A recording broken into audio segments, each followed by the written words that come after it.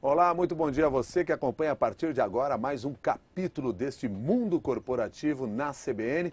A nossa conversa de hoje é com Carlos Alberto Júlio, empresário, administrador de empresa, educador, foi presidente da Tecnisa SA, escreveu livros importantes na área de gestão, como Reinventando Você, e lançou recentemente A Economia do Cedro, este livro que foi lançado pela editora Livros de Safra, no qual fala de oportunidades e possibilidades do Brasil, no que define como sendo um novo mundo. Carlos Alberto Júlio, muito obrigado pela sua presença aqui no Mundo Corporativo, um bom dia. Bom dia, eu que agradeço estar novamente aqui. E eu quero deixar o convite para você que está nos acompanhando pela internet, mande a sua pergunta, mande a sua questão pelo Twitter, o @Jornal da CBN, ou então pelo e-mail, mundocorporativo@cbn.com.br. Carlos Alberto Júlio, você fala em um novo mundo, que novo mundo é esse? É um novo mundo onde o longo prazo tem que ser privilegiado em relação ao curto prazo. A impressão que a gente tem, ou talvez não mais que impressão, talvez a certificação que nós temos, é que essa crise de 2008, que se apresentou num primeiro momento como sendo uma crise do setor imobiliário norte-americano, logo verificou-se que não era só a questão dos subprimes, mas era uma crise financeira, que logo deixou de ser financeira para ser econômica e deixou de ser americana para abalar a estrutura, vamos dizer assim, de grandes economias.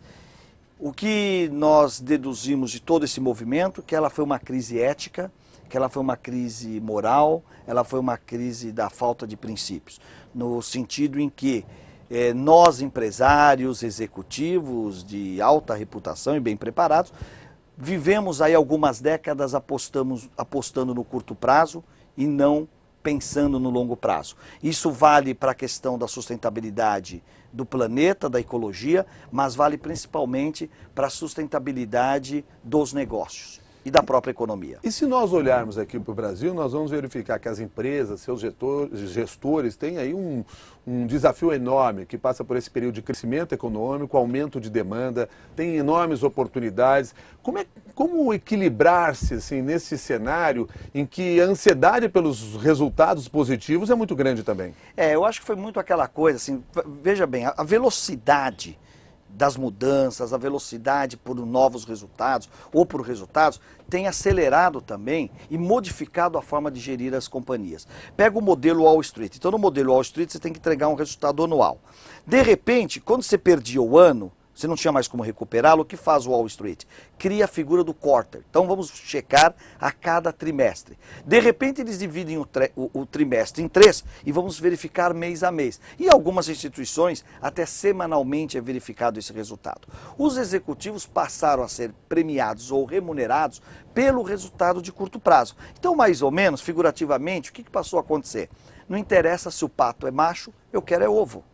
Me entrega o resultado. Tá bom, mas como é que fica a questão ecológica, como é que fica a questão da felicidade no trabalho, como é que fica a questão da saúde do trabalho e até questões de ética mais profunda. Você viu, por exemplo, que na crise de 2008, grandes instituições financeiras quebraram, como Lehman Brothers, e os seus executivos cobraram bônus.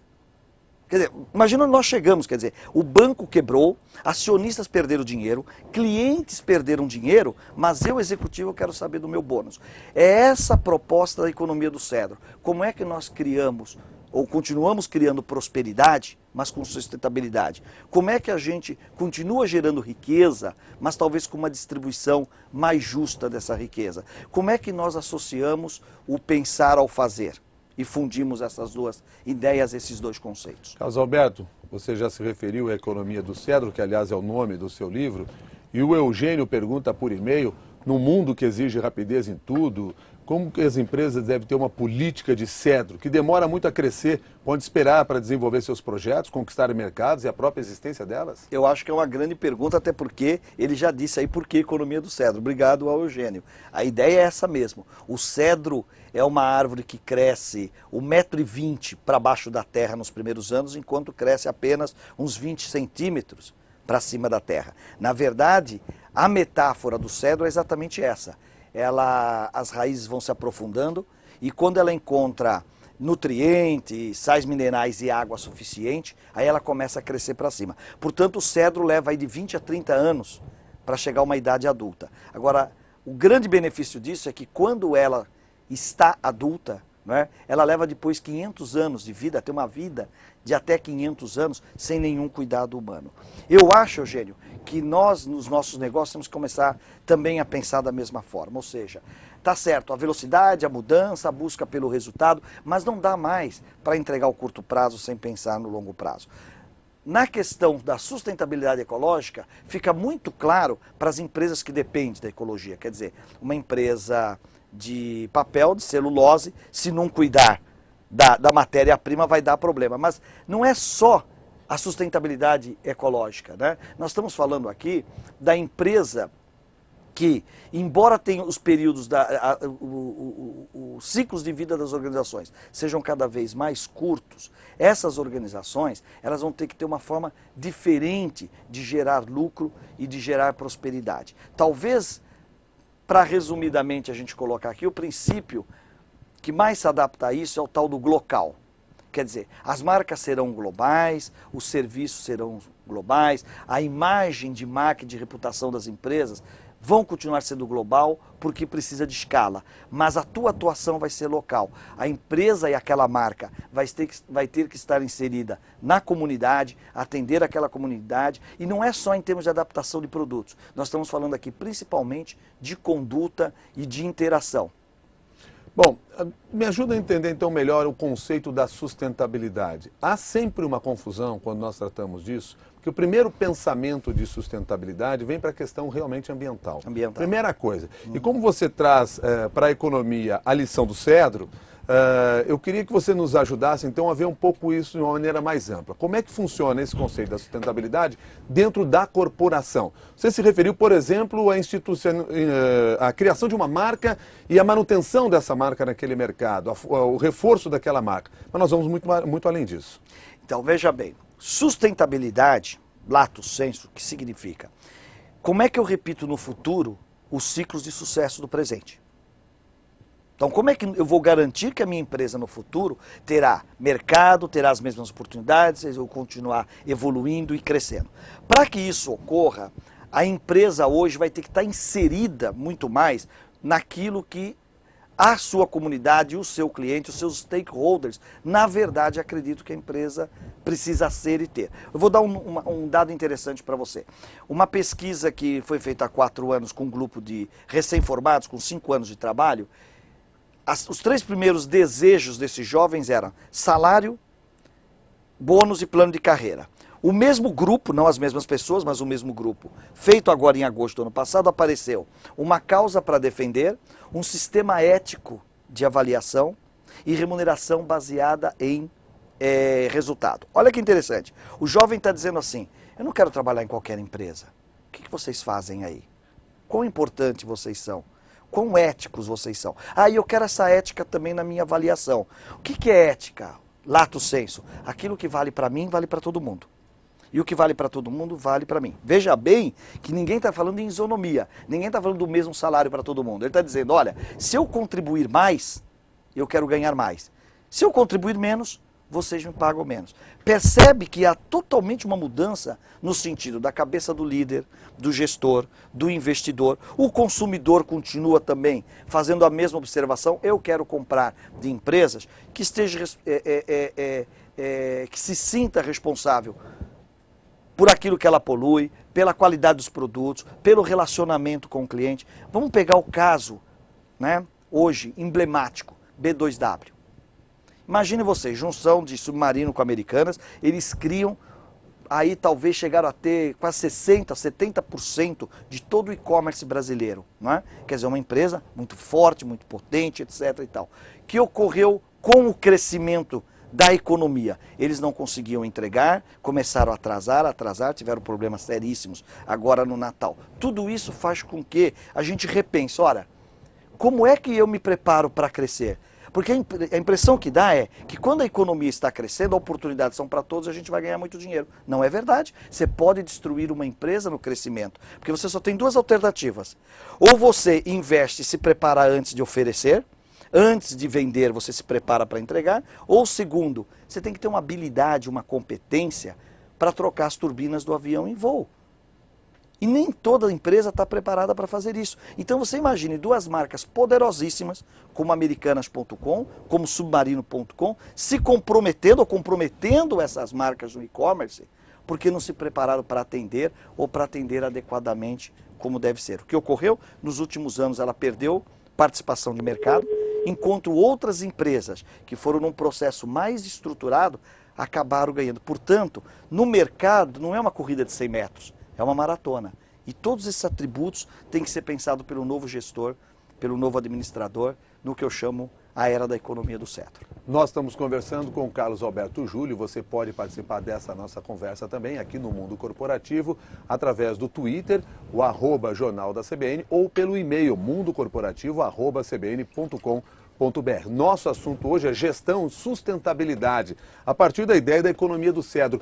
Hoje o mundo corporativo se divide entre a economia do cedro e a economia da irresponsabilidade? Eu acredito que sim. Nós ainda estamos, aliás, o livro é montado dessa forma. Primeiro vem a economia da irresponsabilidade, depois a economia do cedro, e tem um capítulo no meio, entre o 1 e o 3, que é justamente a era do descompasso, onde tudo isso ocorreu, que ficou muito emblemático nessa coisa da quebra de Wall Street, do Lehman Brothers, os dois filmes da série aí do Oliver Stone, o Wall Street 1 e o Wall Street 2, também retrata muito essa coisa do curto prazo, né? Eu acho que tem ali uma cena emblemática no Wall Street 2, que é quando, simulando a reunião dos banqueiros com o Fed americano, e eles falam que tem que injetar 100 bilhões de dólares nos bancos, e aí o presidente do Fed fala, pô, mas isso é socialização.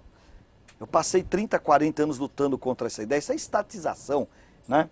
E por outro lado, prêmios Nobel, como o caso do Paul Krugman e o próprio Nouriel Roubini falando, vocês têm que intervir dos bancos, quer dizer, tem que colocar dinheiro público na coisa privada, quer dizer, isso é um momento de transformação na economia, talvez tão significativo como as redes sociais e a internet, estamos aqui todos plugados nesse mundo virtual, tem impactado as organizações e a economia. A economia da irresponsabilidade é a economia do curto prazo, é a economia do eu me aproveito, dane-se o resto, é a economia que destrói a natureza, mas também é aquela economia que pouco liga para valores importantes como as pessoas, o cliente, e fazer bem porque é importante fazer bem, fazer melhor porque é importante fazer melhor. Os modelos de gestão no Brasil hoje estão mais adaptados a essa nova realidade?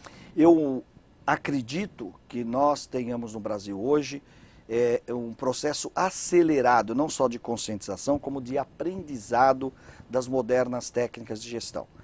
Nunca nós tivemos tanta gente em salas de aula. Há aqueles que criticam a qualidade, há aqueles que dizem como é que pode ter um curso superior de 2 anos, a R$250. Mas eu pergunto, se não tivesse curso de tecnólogo de 2 anos a R$250, qual seria a outra alternativa? Então, se não há, é bom. Porque de repente a pessoa faz esse curso de 2 anos, começa a trabalhar e aí vai para um outro curso melhor, etc. Eu acho que nós caminhamos a passos largos. Nunca se vendeu tantos livros de negócios, as livrarias estão abarrotadas, as revistas de negócios, a prova disso é o mundo corporativo, ocupando um horário numa cadeia tão importante como é a CBN. Tudo isso eu acho que vai criar gestores melhores, é a mulher participando mais da gestão, subindo na hierarquia das organizações e trazendo o feminino para dentro das organizações. Esse feminino é muito importante sim, porque eu ouso dizer que se nós tivéssemos nas instituições financeiras mais mulheres, talvez esse subprime não tivesse estourado, porque elas são mais conservadoras, elas estão acostumadas com essa coisa da materialidade que os homens foram para as planilhas Excel, alavancaram no Excel e esqueceu de dar lastro. E esse é o grande problema. Mas as mulheres não copiam apenas a forma de gerir as empresas que os homens já vinham tocando historicamente? Eu acredito que não. Eu acho que a experiência que eu tenho trabalhando com mulheres, muito positiva, eu acho que as mulheres são mais disciplinadas, as mulheres são menos lenientes. Você fala assim, puxa, isso quer dizer o quê? Que ela perdoa menos? Ela perdoa menos. Ela exige mais, né? E talvez essa coisa de nós não termos ainda tantas mulheres como CEOs, é que é a grande comprovação que ela é muito mais inteligente que a gente. Porque ela chega no momento que ela fala, não vale a pena. Porque ela tem outros valores para serem pesados no momento porque chegar lá em ascender. chegar lá em cima, Milton, não é somente um exercício de competência e de política, é um exercício principalmente você abdicar de muitas coisas. Né? Hoje o CEO, ou o gestor eficiente, o líder eficiente, é aquele que está presente, é aquele que serve, é aquele que mobiliza, é aquele que desenvolve novas lideranças. E tudo isso, além de competência, exige muitas e muitas horas. Né? E eu acho que a mulher chega num determinado momento que ela fala assim, tá, mas e a minha casa, e a minha família, e os meus filhos? E que bom que ela pensa assim. Isso é uma lição para o homem teria que mudar esse comportamento também, se aproximar desse olhar feminino? Eu acho que na economia do cedro, o homem entender o feminino e absorver o feminino é uma função muito importante. Vamos a perguntas feitas por alguns dos nossos ouvintes internautas. Uma delas é do Tiago Gasparro, que diz o seguinte: existe incentivo fiscal para as indústrias de qualquer porte que praticam a sustentabilidade? Ou existe um financiamento para projetos que visam esse fim? Existe uma certificação para quem pratica a sustentabilidade? Olha, eu não sei te responder essas perguntas, mas eu sei que existe a certificação, claro, né? Inclusive na Bolsa de Nova York, quando você tem o Green Seal, você passa a ter outro nível de governança. Você tem realmente instituições que te levam a essa coisa de sustentabilidade, inclusive na própria internet, você tem institutos que te explicam direitinho como desenvolver isso. Quanto aos financiamentos, não sei. Mas o que eu queria dizer para o nosso internauta, para o Tiago, né? Tiago, o que eu quero dizer para você é o seguinte, Tiago, isso não é uma questão agora de programa ou de projeto. Na minha opinião, a sustentabilidade é algo que tem que estar enraizado em todos nós o tempo todo. É você que na sua casa separa o lixo. Não é? É você que não joga a latinha de refrigerante ou cerveja na praia ou no mar, porque você tem consciência que não é para fazer isso. Não é? Essa coisa da sustentabilidade não pode ser uma moda, como nós tivemos na década de 90, o ano da qualidade, o ano da produtividade. Não, qualidade, produtividade, sustentabilidade não pode ser discurso. E digo, não é nem estratégia corporativa. São as pessoas que compõem as empresas, que formam as empresas, que têm a consciência que nós somos responsáveis em deixar as mesmas oportunidades, o mesmo planeta, a mesma economia para as futuras gerações. Nós não podemos exaurir todos esses recursos para as populações que virão. E aí tem coisas mais complexas, viu, Milton? Você tem a questão, por exemplo, de quantos cabem na Terra. Nós temos 6,7 bilhões de habitantes. Sabemos que nos próximos 40 anos vamos crescer 50%, então seremos de 9 a 10 bilhões de habitantes. E aí aqui eu quero te contar uma coisa interessante, e talvez para o Tiago também seja interessante essa informação. Eu perguntei certa vez para um presidente de uma empresa de agroquímicos, importante empresa de agroquímicos, por que ele chamava agroquímicos e não agrotóxicos. Ele entendeu que a minha pergunta era provocativa, e ele dizia assim: Júlio, você acha que alguém poderia ser contra uma agricultura totalmente orgânica? Ninguém é contra. O único problema é que uma agricultura totalmente orgânica, sem defensivos, sem transgênicos, né, ela sustentaria 1,5 bilhões de pessoas. E nós temos já 6,7, ou seja, faltaria comida para 5 bilhões de seres humanos. Se nós acreditamos em equilíbrio, que tudo tem que estar em equilíbrio, então será que a população da Terra não deveria ser aquilo que a Terra pode prover, 1,5 bilhões? Já passamos há muito tempo. E eu acho que alguém vai ter que endereçar também essa questão da ecologia humana. E quando nós falamos em caber na Terra ou no planeta Terra, não estamos falando só de espaço, mas estamos falando principalmente de recursos. Comida e água. Né? Comida e água para as pessoas. Pergunta da ouvinte internauta Eliana Gomes: o que uma pequena empresa do ramo alimentício que está iniciando as atividades precisa fazer para desenvolver projetos e políticas de sustentabilidade? Em primeiro lugar é você ter a consciência que isso é importante. Em primeiro lugar. A preocupação pelo assunto já é um passo. Já é importante. E as tuas pequenas ações. Vem muito essa pergunta, eu faço muita palestra no âmbito do Sebrae. Adoro falar para pequeno e médio empresário. Aliás, eu me prometi que eu não chamo mais pequeno e médio empresário, Milton. Porque eu acho que neste país, quem abre um negócio não é pequeno. Então, eu diria grandes empresários e pequenos e médios negócios. Acho que a gente tem que inverter um pouquinho essa relação. Eu faço muito palestras nesse âmbito para grandes empresários e pequenos e médios negócios. E essa pergunta sempre vem, puxa, mas eu sou pequeno, como é que eu faço um plano de sustentabilidade? Ah, eu sou pequeno, não dá para eu anunciar no rádio, na televisão, no jornal. Então eu quero dizer o seguinte, 2 dicas importantes. Primeiro, tudo que você precisa saber sobre o seu negócio, o teu cliente te diz. A pergunta é, você pergunta para o teu cliente, você ouve, e aquilo que você ouve, você cria novas alternativas? Segundo, tudo que você precisa saber sobre o seu mercado, o teu cliente te diz. E tudo que você precisa saber sobre o seu negócio, o teu funcionário te diz.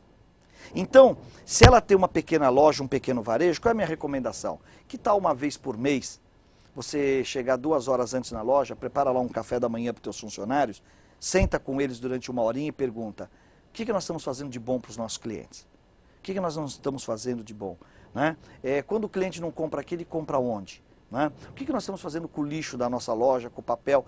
O que nós vamos fazer de diferente nesse mês para sermos mais sustentáveis, para atender melhor o cliente e para ganhar mais dinheiro, que é legítimo? E faça também isso 2 vezes por mês com o seu cliente. Fique na loja não para vender. Tire 1 ou 2 dias por mês. Hoje eu vou ficar na loja só para conversar com os clientes e tentar entender como é que eu posso melhorar o meu negócio. Você não precisa de grandes empresas de pesquisa. Você consegue fazer isso também. Percebe como a atitude modifica? Agora, além de ouvir, tem que saber interpretar o que o cliente quer. Porque se fizer tudo o que o cliente quer, às vezes as coisas não dão certo. Porque nem sempre o que o cliente quer é o melhor, não só para o negócio, mas para ele próprio. Sem dúvida. Não é papel do empreendedor fazer essa mudança e ter essa percepção? Eu costumo dizer o seguinte, se você não fizer o que o cliente quer, você vai quebrar. Mas se você fizer tudo o que ele quer, você quebra mais rápido. E aí é que vai a tua habilidade de gestor, de empreendedor, de pessoa que tem sensibilidade para o negócio. O que ocorre é que nós, enquanto consumidores, também fazemos benchmark. A gente só não sabe que chama assim. O que é benchmark? É comparar as suas práticas às melhores práticas para ver o gap. O que o cliente faz hoje? O que você, Milton, faz? O que eu faço? Eu sei que o Sedex entrega no mesmo dia. Então, quando eu faço uma compra na loja e fala que vai demorar 1 semana para entregar, eu falo, como? Se o Sedex entrega no dia, por que você quer me levar 1 semana? Por quê? Porque o meu parâmetro, o que é? A eficiência do Sedex. Tá certo?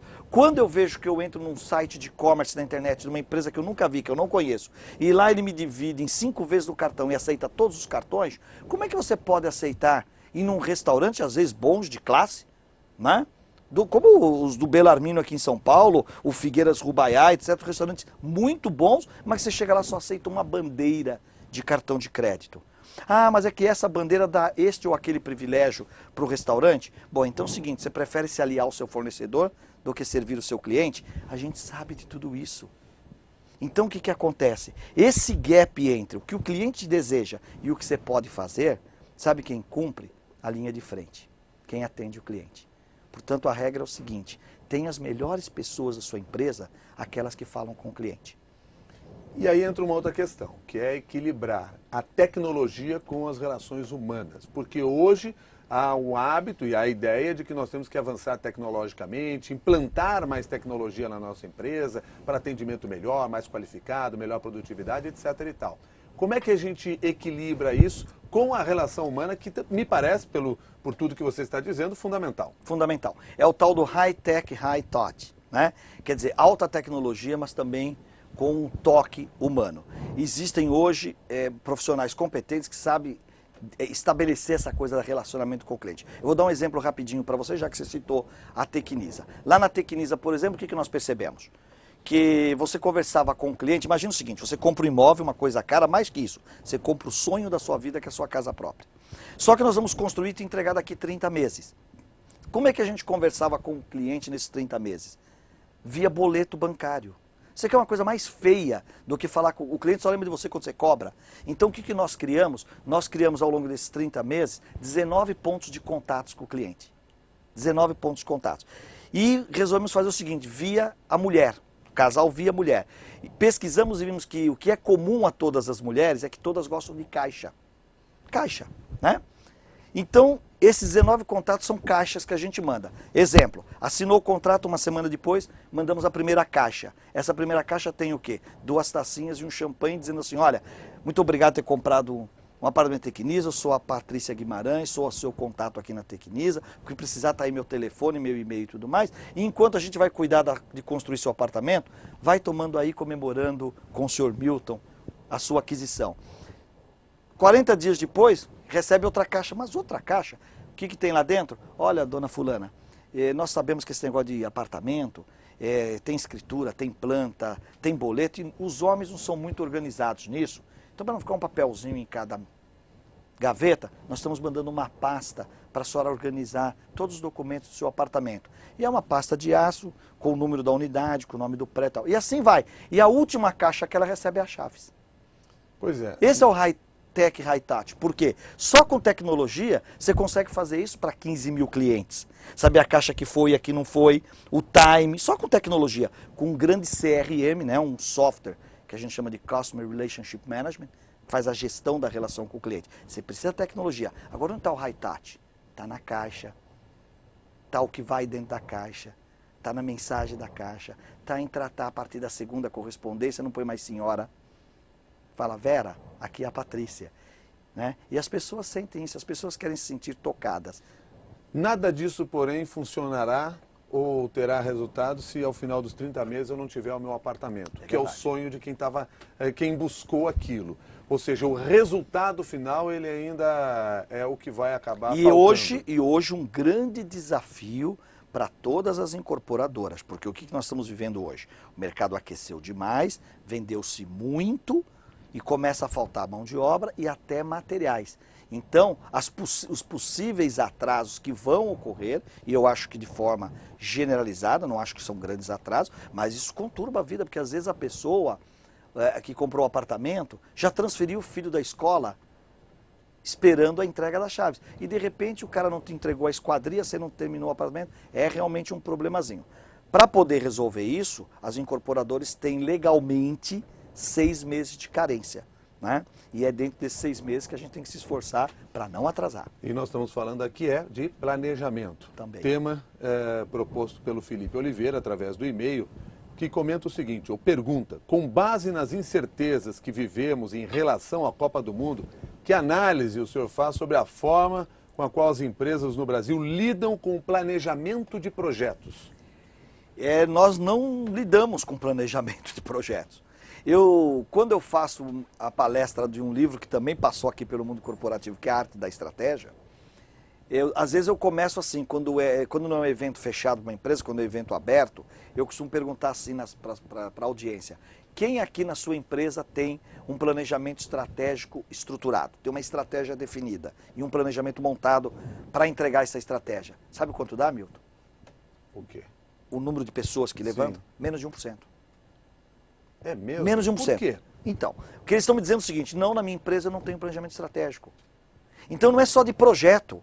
As empresas ainda não têm o hábito de planejar a médio e longo prazo, de definir, porque na verdade o que é a estratégia? Mas aí faz o trabalho no improviso? Faz o trabalho baseado em orçamento. Não faz o trabalho baseado em estratégia. Porque o que é a estratégia? É o caminho para eu chegar onde eu quero. Se você não sabe onde você quer chegar, não precisa de estratégia.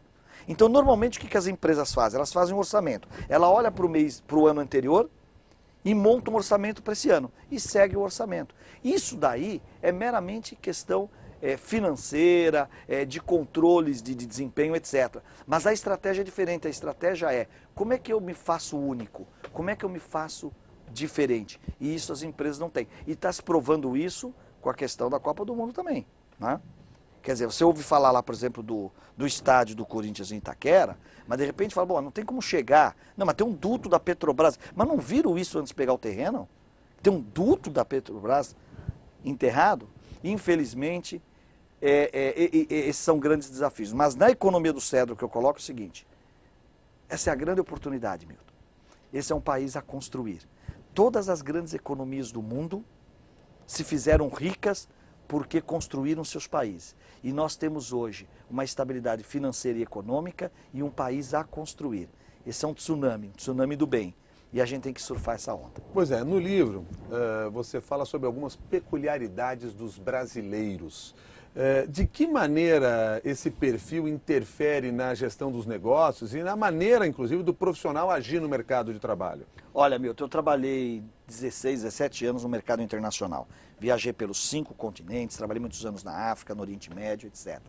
E isso sempre foi uma coisa que me incomodou e agora eu fico muito feliz de ter podido escrever isso num dos capítulos do livro, porque sempre a gente teve um sentimento meio de cachorro vira-lata, brasileiro é assim mesmo, o jeitinho brasileiro, ele improvisa, ele não planeja, o brasileiro é indolente, não faz. E não é nada disso.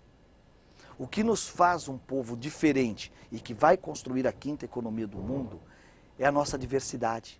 O Brasil é um grande mosaico étnico, que começou com os portugueses, ou talvez começou com os asiáticos, quando vieram para a América do Sul há 5.000 anos, 10.000 anos, que depois, com a vinda dos portugueses, olha que interessante, se você pegar a carta do Pero Vaz de Caminha, lá ele já diz que 7 não voltaram. Você imagina o seguinte, o Portuga chegou aqui, viu aquelas Índias maravilhosas, um clima delicioso, e não voltou para a civilização, ficou aqui. E aí começou a miscigenação, começou a aculturação, né? Depois nós tivemos os negros, né?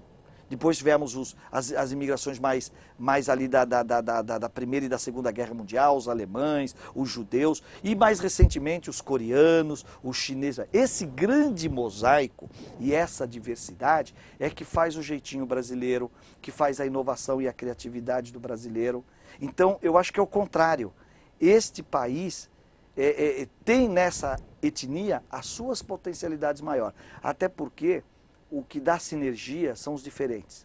Os iguais somam aritmeticamente. Sinergia é quando 2 mais 2 não dá 4. É quando 2 mais 2 dá 40, 400, 4.000. E eu acredito muito nessa coisa da diversidade. Quais são os passos que o profissional deve dar dentro dessa economia sustentável? Eu acho que, primeiro, eu acho que você não pode abrir mão de ser uma pessoa de conteúdo, de repertório. Eu acho que a gente vê assim, vendeu-se muito uma ideia que o generalista equivalia. O generalista é entendido como aquele que sabe um pouco de tudo. Só quem sabe um pouco de tudo acaba sabendo nada de nada. Será que nós devemos ser um especialista? Eu acho que em algumas áreas, sem dúvida nenhuma, temos que ser um especialista. Mas eu acho que o ortopedista tem que ser médico antes de ser ortopedista. O cardiologista tem que ser médico antes de ser um cardiologista, né? Então ele tem que conhecer tudo. Um administrador, um homem de marketing, que não conhece a contabilidade de custos, como é que ele entende a gerencial? Eu acho que está faltando profundidade. As pessoas estão acreditando que saber um pouquinho de tudo é melhor do que saber muito de tudo. E como é que se sabe muito de tudo? Tendo interesse legítimo por aprender. E esse aprender, ele também trabalha dentro da diversidade, da multidisciplinaridade. Você percebe o seguinte, hoje, na Europa e também nos Estados Unidos, os executivos chamados de seniors, acima de 40, 42 anos, eles estão voltando para estudar o quê? Filosofia, história da arte. Não é? Por quê? Porque tudo isso ajuda na hora de tomar decisões, tudo isso ajuda na hora de formar novas lideranças. Não é? E eu acho que esse é o caminho, né? Seja profundo, não seja superficial. Pega aquilo, navegue naquilo que você gosta, naquilo que é seu interesse. É mais gostoso, você aprende melhor. A internet nos dá essa possibilidade, com os hiperlinks, de ir para aquilo que eu quero e descartar o que eu não quero. Né? E é isso que eu tenho dito, principalmente para os alunos em sala de aula. Né? Seja profundo. Eu acho que esse é o começo de tudo. Conhecimento e criatividade devem estar combinados sempre? Sempre. Não sei se todo mundo consegue ser criativo, né? Eu acredito que sim, todo mundo tem seu grau de criatividade.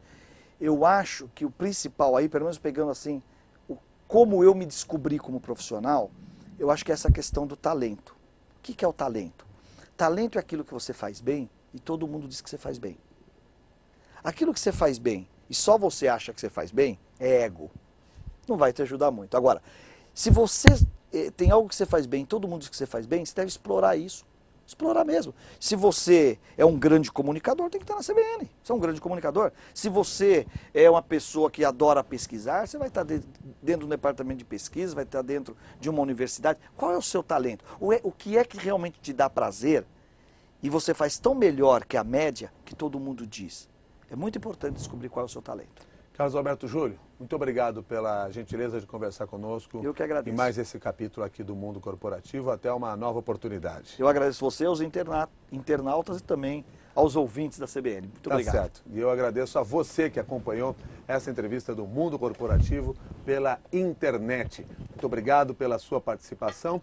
Lembrando que o Mundo Corporativo vai ao ar também aos sábados, às 8 horas da manhã, dentro do Jornal da CBN. Até lá.